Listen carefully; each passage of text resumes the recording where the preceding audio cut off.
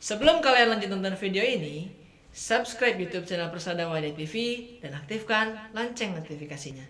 Jangan lupa like, comment, and share ke seluruh dunia. Persada Jaya, Persada Mendunia. Assalamualaikum warahmatullahi wabarakatuh. Assalamualaikum warahmatullahi wabarakatuh. Innal hamdalillah nahmaduhu wa nasta'inuhu wa nastaghfiruhu wa na'udzu billahi min syururi anfusina wa min sayyiati a'malina. May yahdihillahu fala mudhillalah wa may yudlilhu fala hadiyalah. Asyhadu an la ilaha illallah wa asyhadu anna Muhammadan abduhu wa rasuluh. Pertama-tama marilah kita panjatkan puja dan puji syukur kehadirat Allah Subhanahu wa Ta'ala yang telah memberikan rahmat serta hidayahnya juga kenikmatan yang tiada taranya kepada kita semua, sehingga sampai saat ini kita masih diberi kesehatan yang sudah sepatutnya untuk kita syukuri. Tak lupa salawat serta salam tetap kita haturkan kepada junjungan kita Nabi besar Muhammad SAW, yang sudah seharusnya kita sebagai umatnya untuk selalu mencintainya seperti cinta para sahabat kepadanya. Banyak sekali kisah cinta para sahabat kepada Rasulullah. Kisah ini sudah sepatutnya untuk kita teladani dan untuk kita renungkan, juga untuk menjadi motivasi serta semangat kita dalam mendekatkan diri kepada Sang Ilahi. Salah satunya kisah dari sahabat Thauban. Thauban adalah salah satu sahabat Rasulullah SAW dan juga salah satu budak yang dibebaskan oleh Rasulullah SAW. Thauban di kalangan para sahabat dikenal sebagai ahli ibadah. Selain itu, dikenal juga sebagai ahli masjid. Beliau tidak bisa dipisahkan dari masjid. Bahkan Thauban sendiri mempunyai tempat khusus, yaitu pojok kanan, di mana di sana dia dapat khusyuk dalam beribadah karena menurutnya tidak banyak terganggu dan tidak banyak mengganggu orang. Suatu hari Nabi SAW melihat Thauban sedang dalam suasana hati yang muram serta tampak lemah dan lesu. Kemudian Nabi SAW menghampirinya lalu bertanya kepadanya, "Ya Thauban, apa yang terjadi padamu? Apakah engkau sedang sakit?"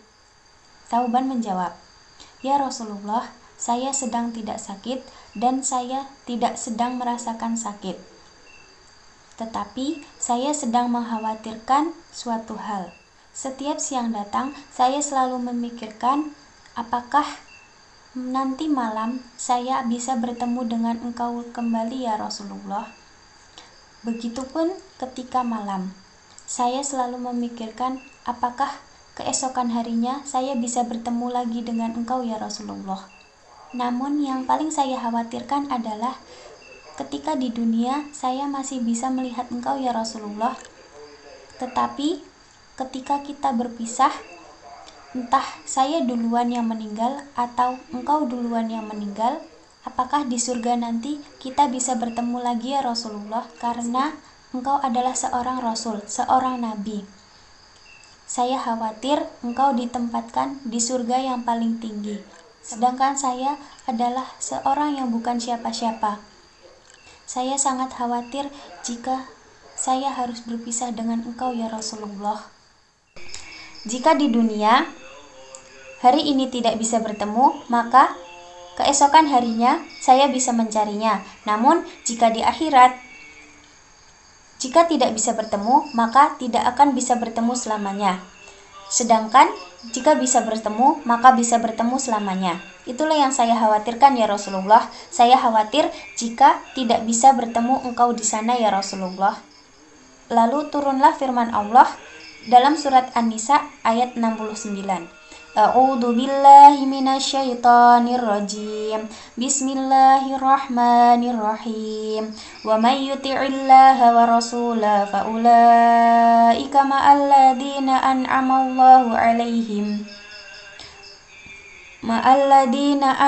Allahu 'alaihim minan nabiyyina was-siddiqina wasyuhada'i was-shalihin wa hasuna ulaika rafiqa. Dan barang siapa yang menaati Allah dan Rasul Muhammad, maka mereka akan bersama-sama dengan orang yang diberi nikmat oleh Allah, yaitu para nabi, para pecinta kebenaran, orang-orang yang mati syahid, dan orang-orang yang soleh. Mereka itulah teman yang sebaik-baiknya. Dari kisah ini, Thauban saja yang ingin sesurga dengan Nabi Shallallahu Alaihi Wasallam harus melalui perjuangan yang begitu berat dengan menempuh jarak yang begitu jauh untuk bisa selalu sholat berjamaah dan agar bisa melihat Rasulullah Shallallahu Alaihi Wasallam.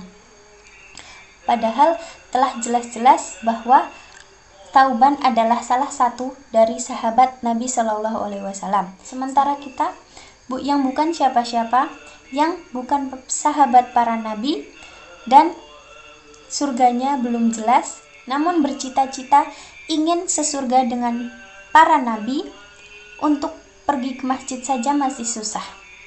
Oleh sebab itu, kita harus introspeksi diri dengan selalu meningkatkan ibadah kita, ketakwaan kita kepada Allah Subhanahu wa Ta'ala dengan mengerjakan seluruh perintahnya dan meninggalkan seluruh larangannya. Baik, mungkin ini saja yang bisa saya sampaikan. Semoga bisa bermanfaat. Nun wal qalami wa ma yasturun. Wassalamualaikum warahmatullahi wabarakatuh. Saya tidak tahu apakah saya bisa bertemu lagi dengan engkau ya Rasulullah atau tidak.